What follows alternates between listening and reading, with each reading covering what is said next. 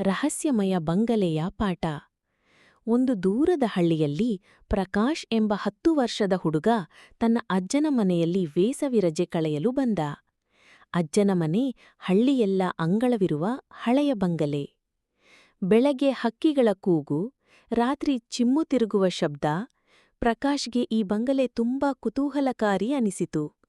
ಒಂದು ರಾತ್ರಿ ಪ್ರಕಾಶ್ ಹಾಸಿಗೆಯಲ್ಲಿ ಮಲಗುತ್ತಿದ್ದಾಗ ಪಕ್ಕದ ಕೋಣೆಯಿಂದ ಟಿಕ್ ಟಿಕ್ ಟಿಕ್ ಎಂಬ ಆವಾಜ್ ಕೇಳಿಸಿತು. ಅವನು ಎಚ್ಚರಗೊಂಡ. ಯಾರಾದ್ರೂ ಹೆಜ್ಜೆ ಹಾಕ್ತಾ ಇದ್ರಾ ಎಂದು ಆತನು ಮನಸ್ಸಿನಲ್ಲಿ ಯೋಚಿಸಿದ. ಧೈರ್ಯ ಹಾಕಿಕೊಂಡು ಕೈಯಲ್ಲಿ ಟಾರ್ಚ್ ಹಿಡಿದು ಧಿಮ್ಮಂದು ಓಡಿದ.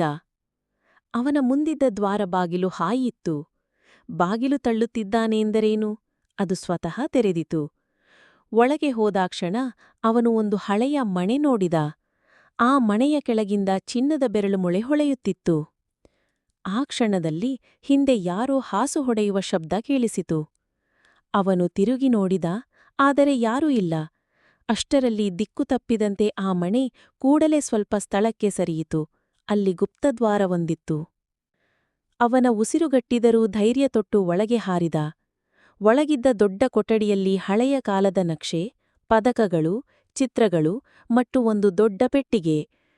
ಅವನು ಪೆಟ್ಟಿಗೆ ಬಾಗಿಸಲು ಯತ್ನಿಸುತ್ತಿದ್ದಾಗಲೇ ಹಿಂದೆ ಯಾರೂ ಬಂದು ಕೇಳಿದಂತೆ, "ಈ ಪೆಟ್ಟಿಗೆ ನಮ್ಮ ಕುಟುಂಬದ ರಹಸ್ಯವನ್ನು ತಾಳಿದೆ" ಎಂದು ಅಪರಿಚಿತ ಧ್ವನಿ.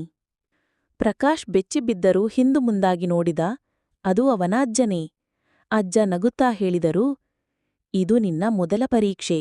ನೀನು ಧೈರ್ಯದಿಂದ ಬಂದಿದ್ದೀಯೆಂದರೆ ನೀನು ಸತ್ಯವನ್ನು ತಿಳಿದುಕೊಳ್ಳಲು ಸಿದ್ಧನು." ಪೆಟ್ಟಿಗೆಯ ಒಳಗಿದ್ದಿದ್ದೆಂದರೆ ಅವರ ಕುಟುಂಬದಿಂದ ಕಳೆದು ಹೋಗಿದ್ದ ಹಳೆಯ ಗೋಪ್ಯ ದಿನಪತ್ರಿಕೆ ಮತ್ತು ಒಂದು ಮೌಲ್ಯವಾದ ನಕ್ಷೆ, ಒಂದು ಮರೆಯಾದ ಖಜಾನೆಯ ಕಡೆಗೆ ತೋರಿಸುವ ನಕ್ಷೆ.